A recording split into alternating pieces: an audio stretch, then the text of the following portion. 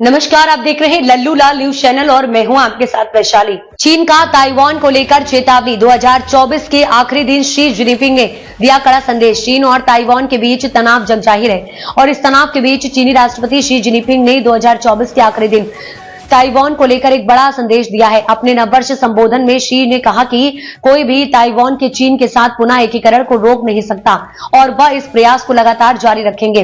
ये बयान राष्ट्रपति शी जिनपिंग ने अपने देशवासियों को संबोधित करते हुए दिया, जिसमें उन्होंने ताइवान को चीन का अभिन्न हिस्सा बताते हुए इसका पुनः एकीकरण सुनिश्चित करने की बात कही। राष्ट्रपति शी ने राज्य टेलीविजन चैनल पर प्रसारित अपने संबोधन में कहा, हम चीनी जो ताइवान जलडमरू मध्य के दोनों ओर रहते हैं, एक ही परिवार के सदस्य हैं। कोई भी कभी भी हमारे पारिवारिक संबंधों को समाप्त नहीं कर सकता। शी का यह बयान ताइवान के चीन से पुनः जोड़ने की ओर इशारा करता है, जो चीनी नेतृत्व के लिए एक लंबी नीति चली आ रही है।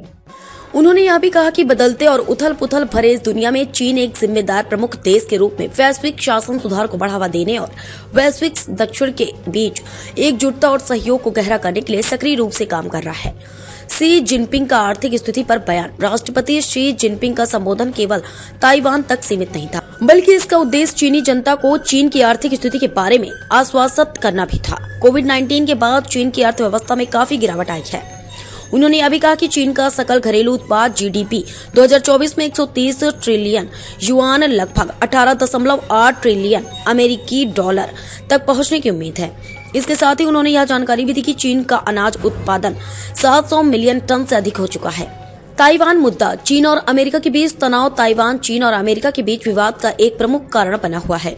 ताइवान जो स्वयं को एक स्वतंत्र राष्ट्र मानता है, चीन के लिए एक संवेदनशील मुद्दा है। ताइवान और चीन के बीच दूरी। ताइवान जलडमरू मध्य द्वारा तय की जाती है, जो दोनों देशों के बीच एक जलमार्ग है और दक्षिण चीन सागर को पूर्वी चीन सागर से जोड़ता है। इस जलमार्ग की रणनीतिक अहमियत है, जो यही कारण है कि दोनों देशों के बीच इस क्षेत्र को लेकर विवाद बढ़ रहा है। चीनी विदेश नीति और ताइवान। राष्ट्रपति शी जिनपिंग के बयान से यह स्पष्ट है कि ताइवान को लेकर चीन की नीति में कोई बदलाव नहीं आएगा। चीनी नेतृत्व अपने क्षेत्रीय प्रभुत्व को बढ़ाने के लिए ताइवान के एकीकरण पर जोर दे रहा है।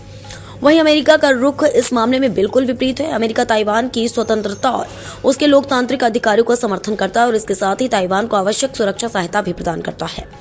इस प्रकार ताइवान को लेकर चीन और अमेरिका के बीच संघर्ष केवल क्षेत्रीय ही नहीं, बल्कि वैश्विक शक्तियों के बीच भी एक महत्वपूर्ण मुद्दा बन चुका है।